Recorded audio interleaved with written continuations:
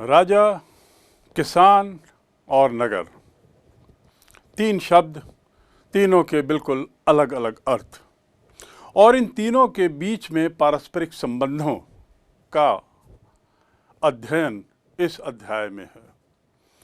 राजा, किसान और नगर, ये इसकी शुरुआत राजा शब्द से है और उसके बाद किसान है। यानी हमारी जो जानकारी इस अध्याय में होगी वह राजाओं से प्रारंभ होगी और फिर उसके बाद वह किसान पर आएगी और अंत में नगर कैसे स्थापित हुए इसके बारे में जाना जाएगा। हड़प्पा सभ्यता की समाप्ति लगभग 1100 ईस्वी पूर्व में मानी जाती है। मैं बता रहा हूँ 1100 ईस्वी पूर्व, 1100 ईस्वी पूर्व का अर्थ आज से लगभग 3120 वर्ष पूर्व, क्योंकि ईस्वी पूर्व यानी ईसा मसीह के जन्म से 1100 वर्ष पहले की बात हम कर रहे हैं। सो इस प्रकार हम लगभग 3000 वर्ष हमको पीछे जाना है, एक ऐसे काल में जब विश्व में कुछ अन्य सभ्यताएं पनप रही थी और भारत में सिंधु घाटी की सभ्यता या हड़प्पा की सभ्यता, इंडस वैली सिविलाइजेशन के नाम से जिसे हम जानते हैं, वह इंडस वैली सिविलाइजेशन अपने सभी रूप को लेकर बड़ी संकुचित हो चुकी थी, सिकुड़ चुकी थी, लगभग समाप्त प्राय थी। और उसकी समाप्ति के कारणों पर अलग अलग इतिहासकारों ने अलग अलग टिप्पणी की है, लेकिन हमें अपने को केंद्रित करना है कि सिंधु घाटी की सभ्यता के बाद के काल में क्या हुआ। उसके बाद के 1500 वर्ष यानी सिंधु घाटी की सभ्यता 1100 के आसपास समाप्त मानी जाती है, 1100 ईस्वी पूर्व, और हमको करीब 1500 वर्ष यदि उसमें जोड़ें तो हम इस अध्याय में बात करेंगे 400 ईस्वी का तक का वर्ष, यानी ईसा मसीह के बाद के 400 वर्ष के काल भी हमारे इस अध्याय का अंग हैं। इन 1500 वर्षों में बड़ी ऊहापोह हुई, बड़ी उथल पुथल मची, और जैसा आप देखेंगे कि इस उथल पुथल में भारत देश में कई तरह के परिवर्तन हुए। पहला परिवर्तन जो बहुत बड़ी घटना थी, ऋग्वेद की रचना का काल इसे माना जाता है, जो सबसे पुराना ग्रंथ, दुनिया का सबसे पुराना ग्रंथ है, वह माना जाता है। ऋग्वेद, सामवेद, यजुर्वेद, अथर्ववेद, ये 4 वेद हैं और ऋग्वेद उसमें सबसे प्राचीन है। उसके काल से इसको हम जोड़ सकते हैं। तो जहाँ एक और ऐसी रचनाएं हो रही थीं जो आज भी सतत रूप से उतनी ही महत्वपूर्ण हैं, दूसरी ओर विश्व में कुछ दूसरी अन्य घटनाएं हो रही थीं, कुछ अन्य सभ्यताएं पनप रही थीं। दूसरी ओर भारत में दक्षिण पठार या कर्नाटक की ओर जाएं, वहाँ पर भी काफ़ी परिवर्तन हो रहे थे, और ये परिवर्तन पाषाण युग, पाषाण यानी पत्थर होता है, पाषाण युग, फिर नवपाषाण युग, फिर महापाषाण युग, और इस बीच लौह युग के काल के नाम से जाना जाता है। पाषाण युग यानी पत्थर, उसके बाद दक्षिण भारत में पाषाण युग के बाद नवपाषाण आया, और वो जो काल है नवपाषाण का काल, वो बड़ा संक्षिप्त होके ऐसा लगता है कि शायद तुरंत लौह युग आ गया। लौह युग मतलब लोहे की खोज हुई और लोगों ने, उस समय के लोगों ने से ज़्यादा से ज़्यादा लोहे का उपयोग करना शुरू किया। लोहे के सिक्के आए, लोहे के कुछ अन्य सामान आए, आदि आदि, यानी लौह युग का शुरू हुआ। लेकिन साथ ही ये भी देखा गया कि एक तरीके से महापाषाण काल भी उस दौरान आया। महापाषाण काल यानी बड़े बड़े पत्थर पाए गए जो मृतात्मा, मृत शरीर के चारों तरफ बड़े बड़े पत्थरों को लगा दिया जाता था। अब क्यों लगाया जाता था यह एक सोच का विषय है, लेकिन इन बड़े बड़े पाषाणों को पाने से यह दिखता है स्पष्ट कि यह महापाषाण काल कहलाने लगा। ये पृष्ठभूमि है इस 1500 वर्षों की जिसके बारे में हम बात करना चाह रहे हैं, जब बात करने जा रहे हैं। मूल रूप से इस अध्याय में हम मौर्य काल और गुप्त काल के बारे में पढ़ेंगे, मौर्य शासन, गुप्त शासन के बारे में पढ़ेंगे और जानेंगे कि हमारा इतिहास किस तरीके से, राजनीतिक इतिहास किस तरीके से एक दिशा लेता है, एक रूप, एक साकार रूप लेता हुआ आगे बढ़ता है। तो यहाँ पाषाण युग के बाद इतिहास के पुनर्निर्माण का श्रेय इसी काल को जाता है। आखिर इतिहास का पुनर्निर्माण क्या है? पुनर्निर्माण का अर्थ ये है कि इस दौरान कुछ ऐसी खोजें हुई, खासकर पुरातात्विक खोजें। पुरातात्विक क्या होता है? जमीन से खोदकर निकाली गई हजारों वर्ष पुरानी चीज़ों के आधार पर कुछ जानकारी एकत्रित करना। मैं पुनः दोहरा रहा हूँ, पुरातात्विक खोज वह है जिसमें जमीन के अंदर कई वर्षों में, कई 100 वर्षों में दफन की गई चीज़ें जो दफन हो गई हैं, चाहे वह भौगोलिक परिवर्तन के कारण हो, चाहे समय के साथ हो, चाहे धीरे धीरे उसमें मिट्टी आ गई हो, चाहे भूकंप आदि आ गया हो, उसके कारण जब पूरा का पूरा शहर, पूरा का पूरा गांव, नगर दफन हो गया और उसे समय के साथ खोद कर धीरे धीरे धीरे निकाला गया, तो हमको उस निकाली गई चीज़ों से जो जानकारी मिलती है वह पुरातात्विक जानकारी, पुरातात्विक आधार पे बनाई गई जानकारियाँ हैं। और इन पुरातात्विक आधार पर इकट्ठी की हुई जानकारियाँ हमारे इतिहास को एक नया रूप देती हैं। हम जब बात करते हैं कि पुरातात्विक इतिहास का पुनर्निर्माण कैसे हुआ, तो दो उसमें पहलू शामिल हैं। पहला साहित्यिक और दूसरा पुरातात्विक। साहित्यिक पहलू अर्थात इतिहास की खोज कुछ साहित्यिक रचनाओं के माध्यम से की गई। अशोक के काल की बहुत सारी जानकारी या मौर्य काल की बहुत सारी जानकारी हमें जिन साहित्यिक पुस्तकों से मिलती है उनमें सबसे ज़्यादा प्रसिद्ध है कौटिल्य की अर्थशास्त्र, जिसे चाणक्य भी कहते हैं। आपने अवश्य सुना होगा, टीवी के सीरियल में कौटिल्य पर बहुत लंबा सीरियल चला था और यह अर्थशास्त्र के नाम से इसने एक पुस्तक लिखी। यह पुस्तक साहित्यिक पुस्तक होने के साथ ही एक ऐतिहासिक ग्रंथ भी है, जिससे हमें उस काल की बहुत सारी जानकारी मिलती है। दूसरी पुस्तक है इंडिका। मेगास्थनीज नाम का एक यूनानी जो भारत आया था, मौर्य काल में भारत में था, उसने जो पुस्तक लिखी उसका नाम था इंडिका। और इंडिका पुस्तक में जो उसने जानकारियाँ दी हैं वह भी उस काल के इतिहास के निर्माण में हमें बहुत मदद करती हैं। साथ ही कालिदास की पुस्तक, विशाख दत्त की पुस्तकें, नाटकें, विशाख दत्त के जो नाटक थे उन नाटकों के नाम हैं मुद्रा राक्षस और देवी चंद्रगुप्त। मुद्रा राक्षस उसी के द्वारा लिखा गया नाटक है और उसमें मौर्य काल का विवरण ज़्यादा है। उसी व्यक्ति ने देवी चंद्रगुप्त नाम से दूसरा ग्रंथ लिखा जिस पे गुप्त काल के काफ़ी जिक्र है। साथ ही कालिदास विशाख दत्त के अलावा शूद्रक की पुस्तक भी हमें काफ़ी ऐतिहासिक जानकारियाँ देती हैं। अंत में पुराण, दो वायु पुराण जो है, वायु पुराण यह हमें जहाँ गुप्त काल की काफ़ी जानकारी देता है, वैसे ही विष्णु पुराण हमें मौर्य काल की जानकारी देता है। तो इस प्रकार हम जानने की कोशिश कर रहे हैं कि आखिर हमें इतने पुराने वर्ष, 1500 या 3000 वर्ष पुराने इतिहास की जानकारी, ठोस जानकारी कैसे मिली।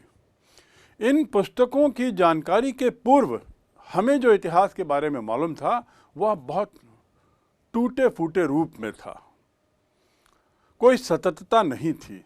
जब ये पुस्तकें सामने आईं तो एक सततता मिली और इतिहास के पुनर्निर्माण में हमें बहुत मदद मिली। साहित्यिक जानकारी के अलावा दूसरी जानकारी है पुरातात्विक, और जैसा मैंने बताया कि पुरातात्विक जानकारी अर्थात ऐसी जानकारी जो जमीन के खुदाई से प्राप्त की गई चीज़ों से होती है। पुरातात्विक जानकारी बहुत महत्वपूर्ण है, शायद साहित्यिक जानकारियों से, साहित्यिक संदर्भों से, साहित्यिक ग्रंथों से ज़्यादा महत्वपूर्ण है।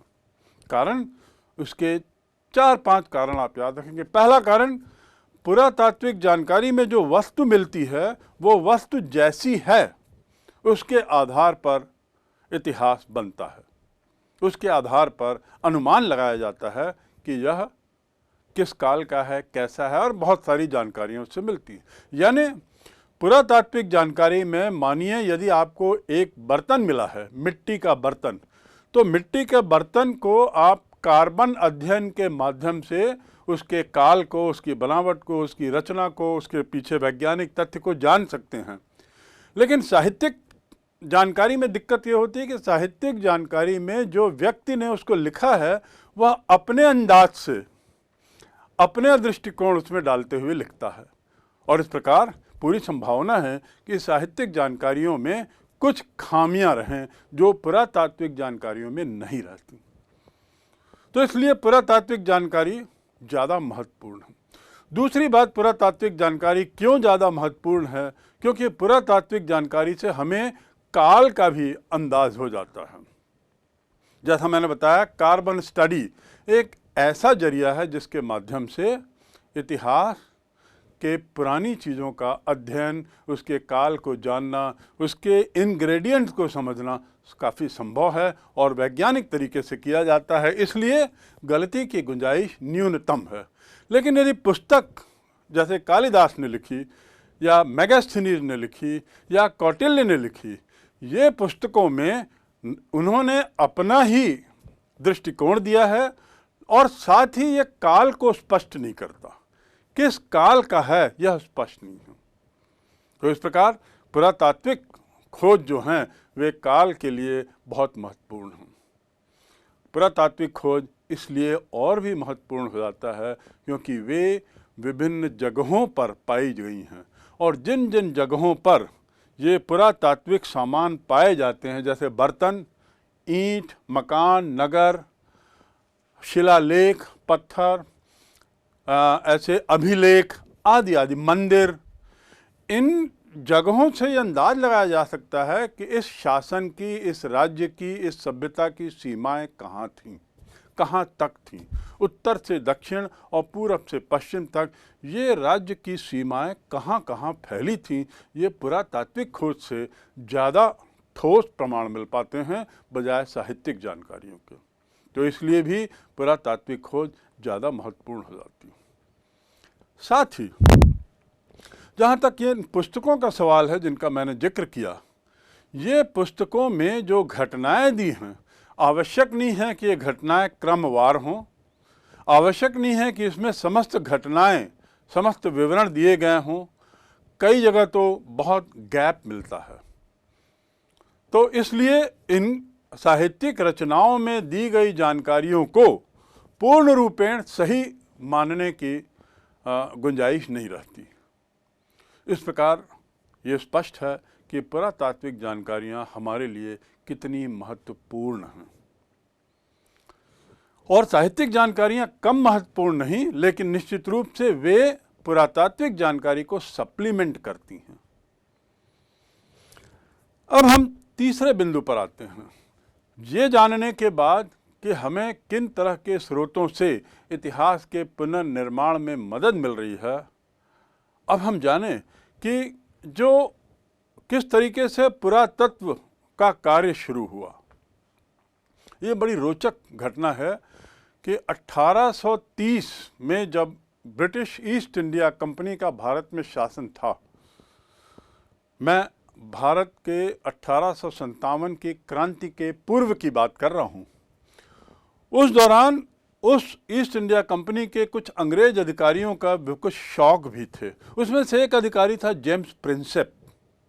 उसका शौक था पुरातात्विक चीज़ों का को इकट्ठा करना, उसका अध्ययन करना और उनको रखना, संजो कर रखना। वो शायद समझता था इन चीज़ों की अहमियत को इतिहास की दृष्टि से, और इसलिए वह उसको संजो कर रखता भी था और समय मिलने पर उस पर समय देकर उनका अध्ययन करता था और निष्कर्ष निकालता था। 1836-1838 में उसने निष्कर्ष निकाला कि अशोक ने जो शिलालेख बनाए हैं, अशोक ने जो अभिलेख बनाए हैं पत्थरों से और विभिन्न जगहों पे गाड़ा है, ये अभिलेख जो हैं इसमें जो स्क्रिप्ट है, जो लिपि है, इसे पढ़ा जाना संभव है। और इस प्रकार उसने उस लिपि को समझने की कोशिश की, जानने की कोशिश की और फिर उसके बाद एक बहुत ऐतिहासिक खोज हुई। उसने बताया कि यह ब्राह्मी लिपि कहलाएगी। उसने उसके अक्षरों को जान लिया। उसने यह जाना कि ब्राह्मी लिपि बाएं हाथ से दाएं हाथ में लिखी जाती है, दाईं ओर लिखी जाती है। और इस प्रकार इस लिपि में लिखे हुए जो पत्थर, जो पाषाण शिलालेख के रूप में, आदेश के रूप में, पत्थरों में लिखे हुए अभिलेखों के रूप में, स्तूपों में जो पाए गए, उससे नव इतिहास की रचना हुई और हमारा इतिहास एक नए तरीके से लिखा जाने लगा। जब ये खोज चल रही थी तो ये स्पष्ट हुआ कि उस दौरान 4 लिपियों का उपयोग किया जाता था। एक तो था अरामाइक और यूनानी, जिसको बोलें अरामाइक यूनानी, यानी अफगानिस्तान यूनान के आसपास की सीमा पर, और उसके बाद अफगानिस्तान यूनान की सीमा के बाद अरामाइक और इसके अलावा एक और लिपि चलती थी जिसे कहते हैं खरोष्ठी। चौथी लिपि थी ब्राह्मी। खरोष्ठी लिपि, जैसा मैंने बताया, ये पाई जाती है अफगानिस्तान के आसपास। उसके अलावा अरामाइक और यूनानी स्क्रिप्ट उससे बाहर, और ब्राह्मी लिपि जो है लगभग उत्तर भारत से लेकर कर्नाटक तक ब्राह्मी लिपि का वर्चस्व पाया जाता है। उस काल के शिलालेखों में, उस काल के अभिलेखों में, उस काल के पत्थरों में इन लिपियों में लिखा गया है। जैसा मैंने बताया, ब्राह्मी स्क्रिप्ट को जेम्स प्रिंसेप नाम के ईस्ट इंडिया कंपनी के अधिकारी ने समझा, पहचाना और जाना, और इस तरीके से एक नए इतिहास की रचना हुई। उसी प्रकार खरोष्ठी लिपि का भी अध्ययन किया गया और ऐसा पाया गया कि खरोष्ठी लिपि जो है दाएं से बाएं लिखी जाती है, उर्दू की तरह। उर्दू में दाएं से बाएं लिखते हैं। इसी प्रकार खरोष्ठी लिपि फारसी से निकट पाई गई, उसकी निकटता फारसी भाषा की लिपि से है, इसीलिए अफ़गानिस्तान के आसपास वह ज़्यादा प्रचलित है। और वहाँ जो शिलालेख, वहाँ जो पत्थरों में लिखी चीज़ें पाई गईं वे खरोष्ठी में हैं। और यूनानी जो इतिहासकार हैं, अफ़गानिस्तान के उस पार के लोग जो हैं इतिहासकार, इन लोगों ने खरोष्ठी लिपि को समझने में अहम भूमिका निभाई। तो इस प्रकार हमें इन शिलालेखों, इन पत्थरों के अध्ययन में, उसमें जो लिखी गई चीज़ें हैं उनके अध्ययन में हमें बहुत मदद मिली। अब जब ये चारों लिपियों का अध्ययन हो गया तो अब हम जानें कि आखिर ये शिलालेख, ये पत्थर हमारे लिए आवश्यक क्यों हैं। अभिलेख हमारे लिए महत्वपूर्ण क्यों हैं और किस हद तक महत्वपूर्ण हैं, ये सोचने की बात है। जैसा मैंने बताया, साहित्यिक रचनाएं हमें निश्चित रूप से इतिहास के पुनर्निर्माण में, भारतीय इतिहास के पुनर्निर्माण में काफ़ी मदद करती हैं। लेकिन जहाँ तक अभिलेखों की बात है, इनकी महत्ता और ज़्यादा है। इनके महत्वपूर्ण होने का सबसे बड़ा कारण है कि ये अभिलेख उस समय की जो बातें लिखते हैं या इन अभिलेखों में जो बातें पाई गई हैं, यह किसी के विचार नहीं हैं। काफ़ी हद तक इनमें सरकारी आदेश हैं, काफ़ी हद तक इसमें सरकारी निर्देश हैं। सरकारी यानी उस समय जो शासन था उनके निर्देश हैं। तो इस प्रकार निर्देश आदेश से हमें काफ़ी तरह की जानकारी मिल जाती है जो इन साहित्यिक रचनाओं में नहीं है। दूसरा, बहुत जगह ऐसे शिलालेख, शिला यानी पत्थर, बहुत जगह ऐसे शिलालेख, ऐसे पत्थर मिले हैं जिसमें जो ब्राह्मी लिपि या खरोष्ठी लिपि में जो चीज़ें, जो लिपि उकेरी गई है, जो बात लिखी गई है, वे प्रशस्ति के रूप में भी लिखी गई हैं। ये जहाँ तक प्रशस्ति का शिलालेख की बात है, सबसे महत्वपूर्ण शिलालेख उसमें समुद्रगुप्त का है, जो गुप्त काल का शासक था, और उसकी प्रशंसा में उस समय के कवियों ने, उस समय के लेखकों ने जो भी बात उन पत्थरों पर लिखी है, उकेरी है, उससे हमें काफ़ी महत्वपूर्ण जानकारी मिलती है, जिसका हम अध्ययन आगे करेंगे। तो प्रशस्ति पत्र के रूप में, सरकारी आदेश के रूप में, इसके अलावा अन्य जानकारियां भी इन शिलालेखों में, इन अभिलेखों में मिलती हैं। जैसा मैंने पूर्व में बताया, काल अध्ययन के लिए भी ये लेख बड़े महत्वपूर्ण हैं, क्योंकि इसमें ठोस जानकारी मिल सकती है कि ये किस काल के हैं। कई में तो काल लिखे भी हुए हैं, तो एक अंदाज लगाया जा सकता है कि ये किस काल की रचनाएं हैं।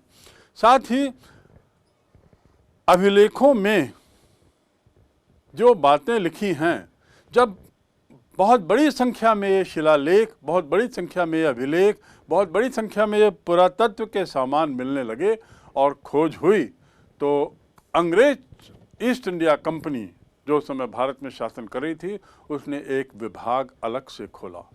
1886 में पुरातत्व विभाग की स्थापना हुई और उसमें अभिलेखा विभाग भी एक अंग के रूप में खोला गया, जिसे बोल सकते हैं एपिग्राफी, EPIGRAPHY,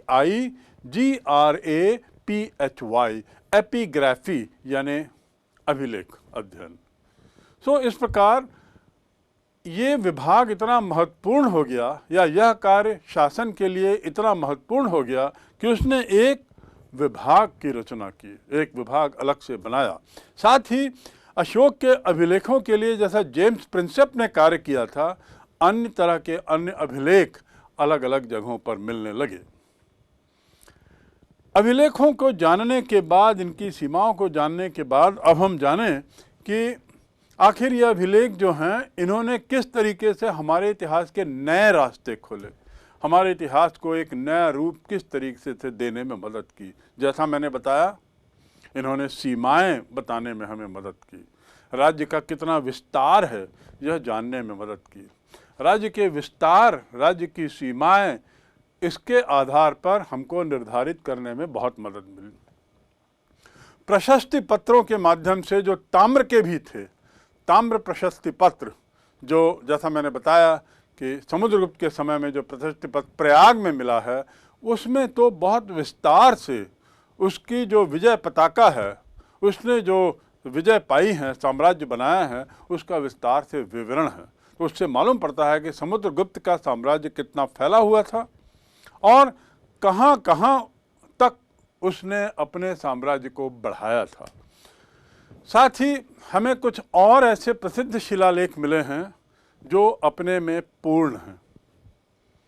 जैसा मैंने बताया, अशोक के शिलालेख, उसके बाद समुद्रगुप्त का प्रयागराज में, उसी प्रकार खरावेली उड़ीसा में, कलिंग में, जिसे उस समय कलिंग कहा जाता था, उड़ीसा कलिंग में खरावेला में प्रशस्ति पत्र मिला है। उसके अलावा हठी गुम्फा में मिला है।